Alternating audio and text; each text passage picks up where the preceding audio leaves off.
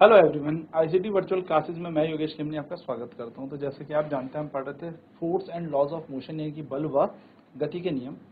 तो उसमें न्यूमेरिकल हम कर रहे थे, मोमेंटम पे हम कुछ न्यूमेरिकल कर रहे थे। चलिए बात करते हैं आगे न्यूमेरिकल। तो क्वेश्चन है, a body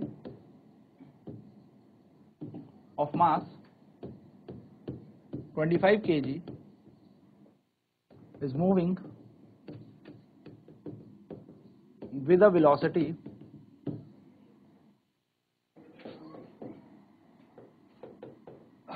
of 20 meter per second. After 10 seconds, its velocity becomes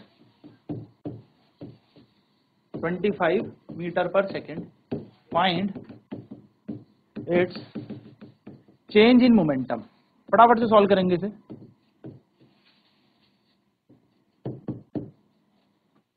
जल्दी सॉल्व करेंगे।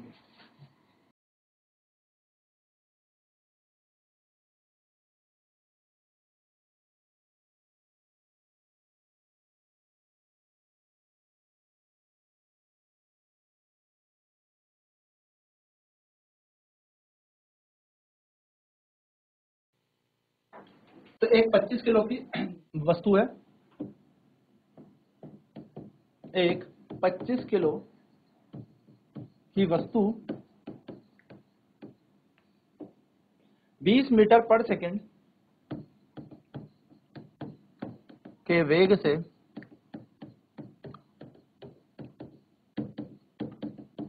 चल रही है।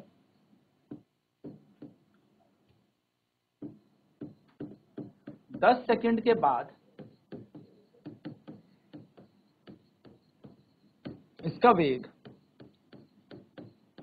25 मीटर पर सेकंड हो जाता है। इसके संवेग में परिवर्तन ज्ञात करें, या इसके संवेग का परिवर्तन ज्ञात करें। ये क्वेश्चन हमसे पूछा है। चलिए फटाफट सॉल्व करेंगे इसे।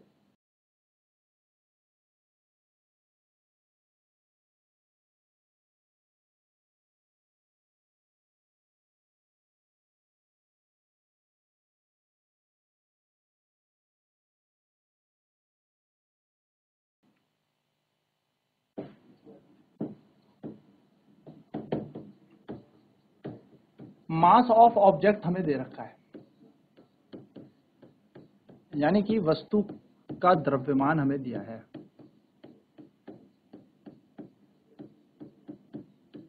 वस्तु का द्रव्यमान m बराबर दिया है 25 किलो। हमें इनिशियल वेलोसिटी ऑफ बॉडी दी है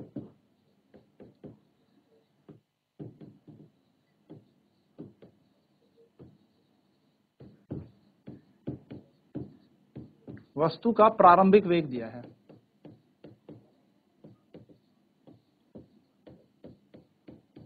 u बराबर कितने से चल रहा है, 20 मीटर पर सेकंड से चल रहा है। फाइनल वेलोसिटी ऑफ बॉडी दी हुई है।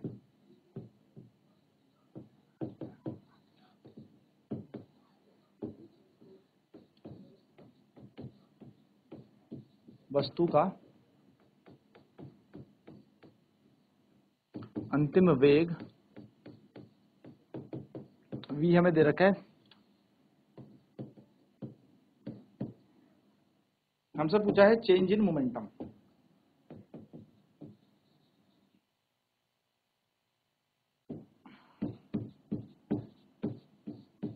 संवेग में परिवर्तन हमसे पूछा है, यानी कि डेल्टा p हमसे पूछा है। अब डेल्टा p कैसे कैलकुलेट करेंगे? हमें पता है चेंज इन मोमेंटम जो है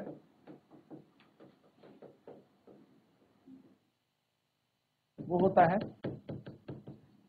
final momentum minus initial momentum,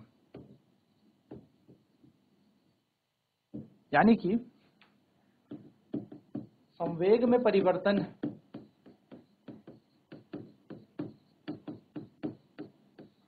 जो है वो है अंतिम संवेग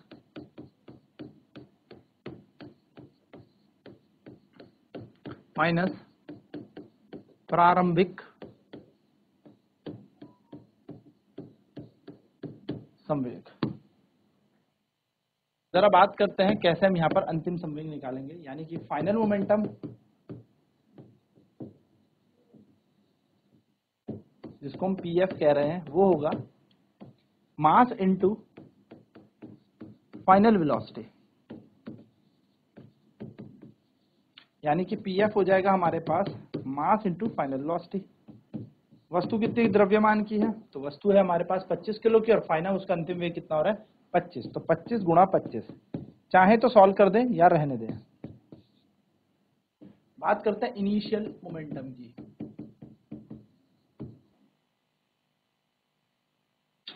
अगर इनिशियल मोमेंटम की बात करें, इनिशियल मोमेंटम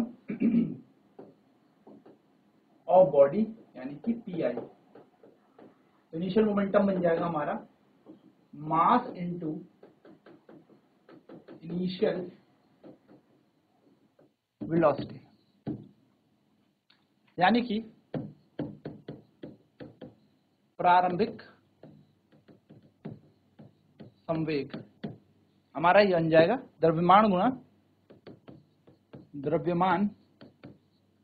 गुणा प्रारंभिक वेग। तो पी आई बराबर m इंटू यू, m है 25 और u का मान है 20। अब हमें निकालना है चेंज इन मोमेंटम।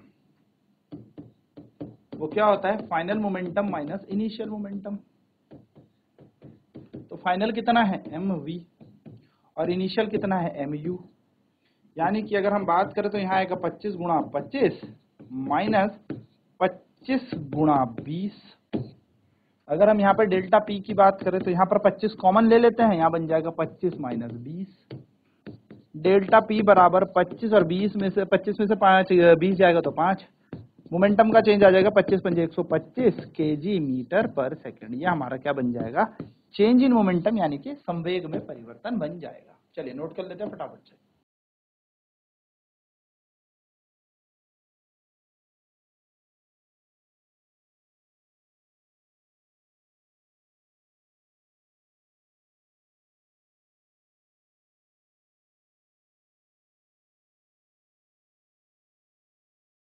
तो हमने देखा हमें क्या निकालना है चेंज इन मोमेंटम। तो मोमेंटम यानी कि संवेग में परिवर्तन कैसे निकलता है, final momentum minus initial momentum, यानी कि अंतिम संवेग में से हम क्या घटा देते हैं प्रारंभिक संवेग घटा देते हैं। तो फाइनल मोमेंटम पीएफ बराबर हो जाएगा मास इनटू फाइनल वेलोसिटी यानी कि एमवी। तो पीएफ बराबर हो जाएगा एम मतलब 25 गुणा 25, 25 25 625 होता है, आप वो भी लिख सकते हो, छोड़ दो इसको ऐसे ही।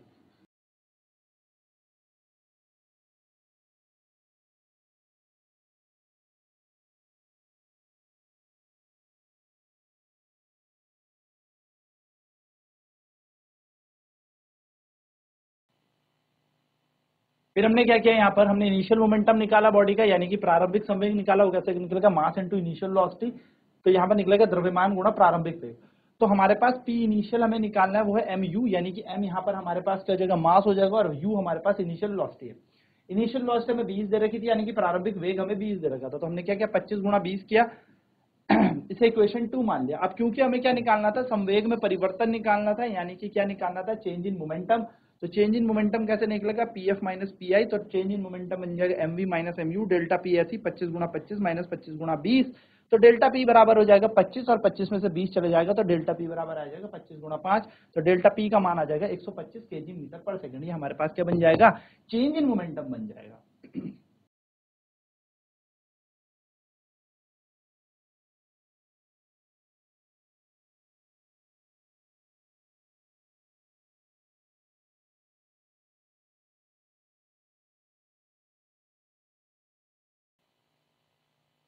इसी में सेकंड पार्ट अगर हमसे पूछ ले find the force required, force applied to change the speed of the body।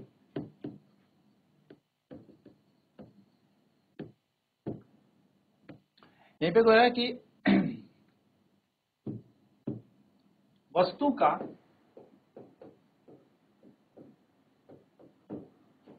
बल, वस्तु की चाल परिवर्तन के लिए लगाया गया बल। तो हमें पता है F बराबर होता है डेल्टा P अपॉन में डेल्टा T, यानी कि अकॉर्डिंग टू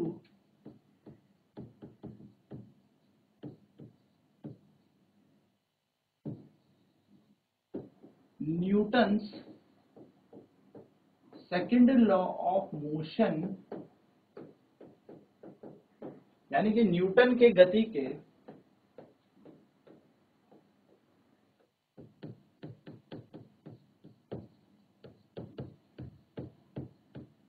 दूसरे नियम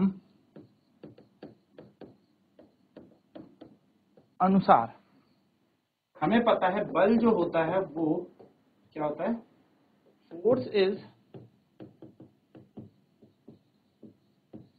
equal to rate of change in momentum, यानी कि वस्तु के संवेग की दर को, वस्तु के संवेग की दर को बल कहते हैं। तो बल बराबर क्या बन जाएगा, डेल्टा P अपॉन में डेल्टा T, यानी कि F बराबर हो जाएगा चेंज इन मोमेंटम, कितना निकाला अभी हमने, डेल्टा P का मान कितना निकाला था, क्वेश्चन में अभी निकाला था हमने 125, और समय कितना दे रखा है, ये कितनी देर में हुआ है, तो क्वेश्चन में हमें समय दे रखा है, टाइम हमें दे रखा है क्वेश्चन में 10 सेकंड, तो हम लिखेंगे 125/10, 125/10, यानी कि बल यहां पर आ जाएगा 12.5 न्यूटन। चलिए नोट करेंगे इसे भी।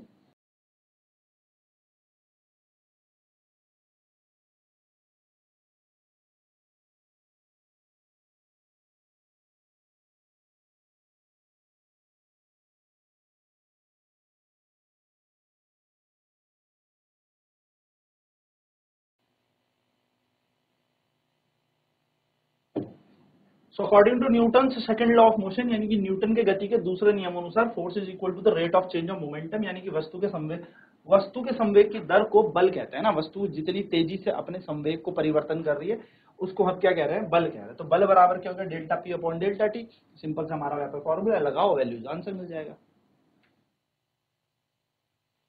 तो हमने यहाँ पर वैल्यूज लगा दी 125/10, यानी कि 12.5 न्यूटन हमारा यहाँ पर बल आ जाएगा। तो सिंपल से तरीके से हम यहाँ पर क्या निकाल सकते हैं, हम फोर्स निकाल सकते हैं। तो आई होप ये चीजें क्लियर हो गई होंगी। अब नेक्स्ट क्लास में बात करेंगे हम इसके और आगे के प्रश्न की। तो आज की क्लास में इतना ही। ICT वर्चुअल क्लासेज में जुड़ने के लिए धन्यवाद। आपका दिन शुभ।